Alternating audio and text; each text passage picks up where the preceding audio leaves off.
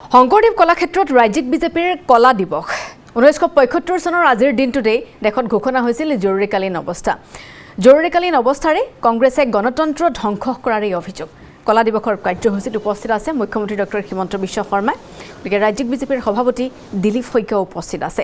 21 মাহ দেশত হিটলাৰী শাসন চলিছিল, মন্তব্য দিলীপ শইকীয়া। সংবিধান লৈ ফুৰা কংগ্ৰেছে সংবিধানৰ আত্মাক হত্যা কৰিছিল বুলিও মন্তব্য বিজেপিৰ নেতৃত্বৰ। এই মুহূৰ্তত আমি পোনপটীয়াকৈ যাবলৈ বিচাৰিছোঁ মুখ্যমন্ত্ৰীয়ে ভাষণ প্ৰদান কৰি আছে বিজেপিৰ কলা দিৱসীয় অনুষ্ঠানটোত।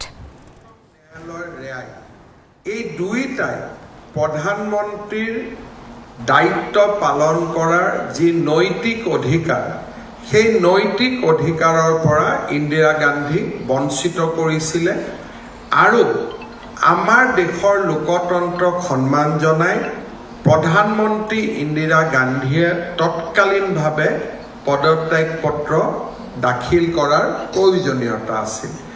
আপোনালোকে অনুমান কৰিব পাৰে, আজি যদি মই এজন মুখ্যমন্ত্ৰী আৰু এটা ন্যায়ালয়ে যদি ৰায় দিয়ে হাইকোৰ্টত যে মোৰ ইলেকশ্যনটো অবৈধ, যে মই ইলেকশ্যনত জিকাৰ যিটো ব্যৱস্থা সেইটো অবৈধ, মোৰ সদস্যপদ বাতিল হ'ব লাগে।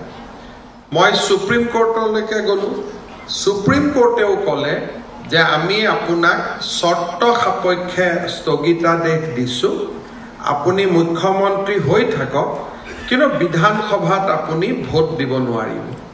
তাৰ মানে দুইটা গোচৰতে ইন্দিৰা গান্ধীৰ পৰাজিত হৈছিল আৰু মোৰ ক্ষেত্ৰত বা আন যিকোনো মানুহৰ ক্ষেত্ৰত যদি সেয়া হ'লহেঁতেন, তেওঁ তৎকালীনভাৱে পদত্যাগ কৰিলেহেঁতেন আৰু তেওঁৰে দলৰ আন এজন মানুহে প্ৰধানমন্ত্ৰীৰ দায়িত্ব বা প্ৰধানমন্ত্ৰীৰ শপত ল'লেহেঁতেন।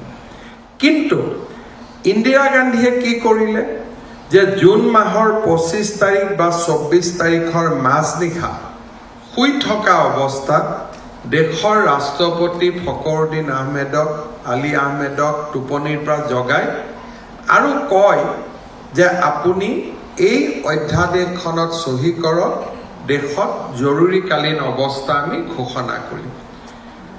স্বাভাৱিকভাৱে ৰাষ্ট্ৰপতিৰ দায়িত্ব আছিলে যে এটা ইমান ডাঙৰ সিদ্ধান্ত কেবিনেটে অনুমোদন কৰিছে নে নাই, কিন্তু ফখৰুদ্দিন আলী আহমেদে কেবিনেটে অনুমোদন নকৰা অধ্যাদেশখনত স্বাক্ষৰ কৰে আৰু তৎকালীনভাৱে দেশত জৰুৰীকালীন অৱস্থা ঘোষিত হয়। পদত্যাগ কৰিবলগীয়া প্ৰধানমন্ত্ৰীজনে পদত্যাগ কৰা দূৰৰ কথা, দেশলৈ জৰুৰীকালীন অৱস্থা লৈ আহিলে, কেবিনেটতো অনুমোদন নজনালে বা কেবিনেটো নাপাতিলে। পিছদিনাখন তেওঁ ৰাতিপুৱা কেবিনেটত জৰুৰীকালীন অৱস্থাৰ ঘোষণাটো তেওঁ পোষ্ট ফেক্টো অৰ্থাৎ ঘোষণাৰ পিছত তেওঁ অনুমোদন লয় আৰু দেশত এনেধৰণে জৰুৰীকালীন অৱস্থা প্ৰৱৰ্তন হয়। জৰুৰীকালীন অৱস্থাৰ সময়ৰ ঘটনা বিপিন কলিতা ডাঙৰীয়া ইয়াত উল্লেখ কৰিছে।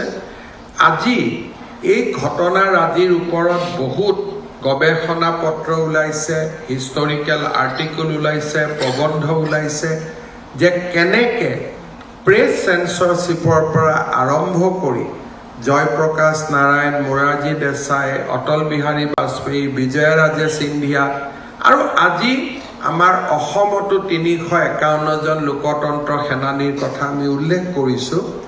হাজাৰ হাজাৰ ব্যক্তিক কেনেকৈ কাৰাগাৰত নিক্ষেপ কৰা হৈছিল।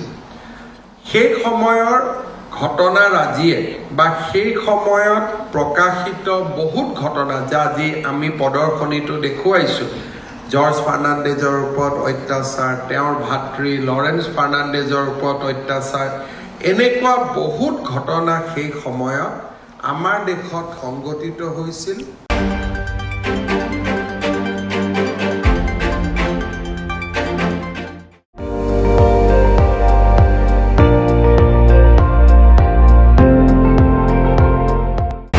আপুনি চাই আছে ND24, সৰ্বশ্ৰেষ্ঠ নহয় সৰ্বোত্তমৰ দৌৰ।